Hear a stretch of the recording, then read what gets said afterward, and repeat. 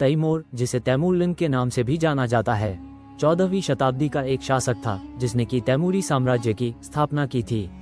उसका राज्य पश्चिम एशिया से लेकर मध्य एशिया होते हुए भारत तक फैला था। वो बर्लिस तुर्की मंगोल नस्ल पैदा हुआ था। उसका तुर्की मंगोल नस्ल बर्लिस तुर्कों का लोहार थे। भारत के मुगल तुर्की मंगोल नस्ल संस्थापक बाबर तिमूर का ही वंशज था। तैमूर का जन्म सन 1336 में ट्रांसऑक्सियाना, ट्रांस आमू और सर नदियों के बीच का प्रदेश मावराउनहर में केश शहर ए सब्ज नामक स्थान में हुआ था। उनके पूर्वजों ने इस्लाम कबूल कर लिया था, अतः तैमूर भी इस्लाम का कट्टर अनुयायी हुआ। वो बहुत ही प्रतिभावान और महत्वाकांक्षी व्यक्ति था। महान मंगोल विजेता चंगेज खां और सिकंदर की तरह विश्व विजय की कामना रखते था। सन 1369 में समरकंद के मंगोल शासक के मर जाने पर उन्होंने समरकंद की गद्दी पर कब्जा कर लिया और इसके बाद उन्होंने पूरी शक्ति के साथ दिग्विजय पर भी चढ़ाई करने का कार्य प्रारंभ कर दिया। चंगेज खां की पद्धति पर ही उन्होंने अपनी सैनिक व्यवस्था कायम की और चंगेज की तरह ही उसने क्रूरता और निष्ठुरता के साथ दूर दूर के देशों पर आक्रमण कर उन्हें तहस नहस किया। 1380 और 1387 के बीच उन्होंने खुरासान, सीस्तान, अफगानिस्तान, फारस, अजरबैजान और कुर्दिस्तान आदि पर आक्रमण कर उन्हें अपने अधीन किया। 1393 में उसने बगदाद को लेकर मेसोपोटामिया पर आधिपत्य स्थापित किया। इन विजयों से उत्साहित होकर अब उन्होंने भारत पर आक्रमण करने का निश्चय किया। जबकि अमीर और सरदार प्रारंभ में भारत जैसे दूरस्थ देश पर आक्रमण के लिए तैयार नहीं थे, लेकिन जब उन्होंने इस्लाम धर्म के प्रचार के हेतु भारत में प्रचलित मूर्ति पूजा का विध्वंस करना अपना पवित्र ध्येय घोषित किया तो उसके बाद अमीर और सरदार भारत पर आक्रमण के लिए राजी हो गए। मूर्ति पूजा का विध्वंस तो आक्रमण का बहाना मात्र था, वस्तुतः वो भारत के स्वर्ण से आकृष्ट हुआ था। भारत की महान समृद्धि और वैभव के बारे में उन्होंने बहुत कुछ बातें सुन रखी थीं। अतः भारत की दौलत लूटने के लिए ही उन्होंने आक्रमण की योजना बनाई थी। उसे आक्रमण का बहाना ढूंढने की आवश्यकता भी नहीं महसूस हुई। उस समय दिल्ली की तुगलक सल्तनत फिरोज शाह के निर्बल उत्तराधिकारियों के कारण शोचनीय अवस्था में थी। भारत की इस राजनीतिक दुर्बलता ने तैमूर को भारत पर आक्रमण करने का स्वयं सुअवसर प्रदान दिया। 1398 के प्रारंभ में तैमूर ने पहले अपने एक पोते पीर मोहम्मद को भारत पर आक्रमण के लिए रवाना किया। उन्होंने मुल्तान पर घेरा डाला और 6 महीने बाद उस पर अधिकार कर लिया।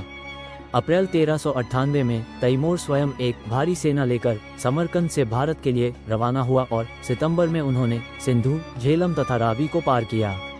13 अक्टूबर को वह मुल्तान से 70 मील उत्तर पूर्व में स्थित तुलुम्बा नगर पहुंचे। उन्होंने इस नगर को लूटा और वहां के बहुत से निवासियों को कत्ल किया तथा बहुतों को गुलाम बनाया। फिर मुल्तान और भटनेर पर कब्जा किया।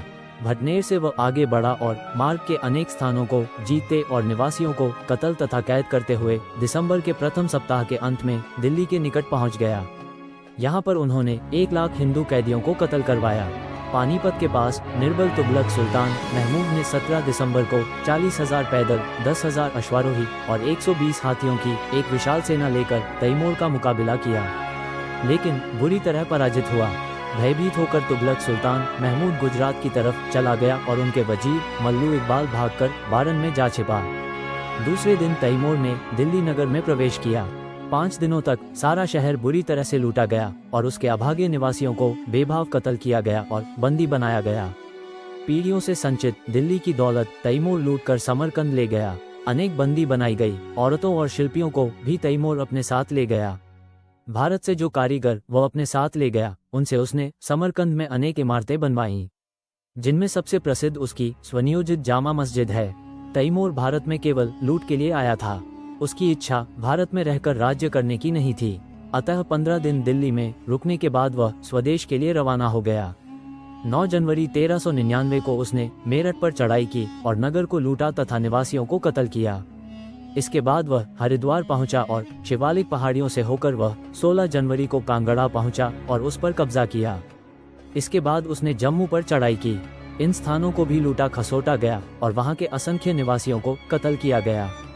इस प्रकार भारत के जीवन, धन और संपत्ति को अपार क्षति पहुंचाने के बाद 19 मार्च 1399 को पुनः सिंधु नदी को पार कर वह भारत से अपने देश को लौट गया। 1398 में तैमूर का भारत पर भयानक बर्बर आक्रमण हुआ। कश्मीर की सीमा पर कटोर नामी दुर्ग पर आक्रमण हुआ। उसने तमाम पुरुषों और बुजुर्गों को कत्ल और जवान स्त्रियों और बच्चों को कैद करने का आदेश दिया। फिर उन हठी काफिरों के सिरों के मीनार खड़े करने के आदेश दिए।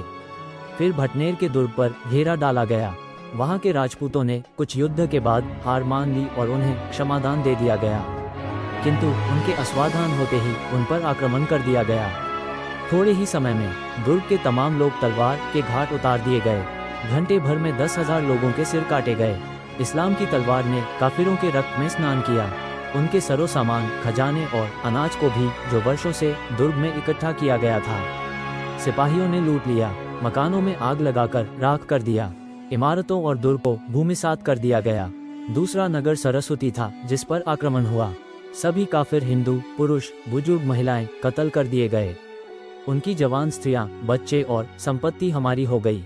तैमूर ने जब जाटों के प्रदेश में प्रवेश किया, उसने अपनी सेना को आदेश दिया कि जो भी मिल जाए कत्ल कर दिया जाए, और फिर सेना के सामने जो भी ग्राम या नगर आया उसे लूटा गया। पुरुषों और बुजुर्ग महिलाओं को कत्ल कर दिया गया। जवान स्त्रियों और बच्चों को बंदी बना लिया गया। दिल्ली के पास लोनी हिंदू नगर था, किंतु कुछ मुसलमान भी बंदियों में थे। तैमूर ने आदेश दिया कि मुसलमानों को छोड़कर शेष सभी हिंदू बंदी इस्लाम की तलवार के घाट उतार दिए जाएं। इस समय तक उसके पास हिंदू बंदियों की संख्या 1 लाख हो गई थी। जब यमुना पार कर दिल्ली पर आक्रमण की तैयारी हो रही थी, उसके साथ के अमीरों ने उससे कहा कि इन बंदियों को कैंप में नहीं छोड़ा जा सकता और इन इस्लाम के शत्रुओं को स्वतंत्र कर देना भी युद्ध के नियमों के विरुद्ध होगा। तुगलक बादशाह को हराकर तैमूर ने दिल्ली में प्रवेश किया। उसे पता लगा कि आसपास के देहातों से भागकर हिंदुओं ने बड़ी संख्या में अपने स्त्री बच्चों तथा मूल्यवान वस्तुओं के साथ दिल्ली में शरण ली हुई हैं। उसने अपने सिपाहियों को इन हिंदुओं को उनकी संपत्ति समेत पकड़ लेने के आदेश दिए। तुगलक वंश के अंतिम शासक नासिरुद्दीन महमूद के समय सन 1398 में तैमूर ने भारत पर आक्रमण किया। यह आक्रमण तुगलक वंश के लिए घातक सिद्ध हुआ, जिससे तुगलक वंश का सर्वनाश हो गया। भारत से लौटने के बाद तैमूर ने सन 1400 में अनातोलिया पर आक्रमण किया और 1402 में अंगोरा के युद्ध में ऑटोमन तुर्कों को बुरी तरह से पराजित किया। सन 1405 में जब वह चीन की विजय की योजना बनाने में लगा था, उस समय उसकी मृत्यु साधारण जुकाम से हो गई।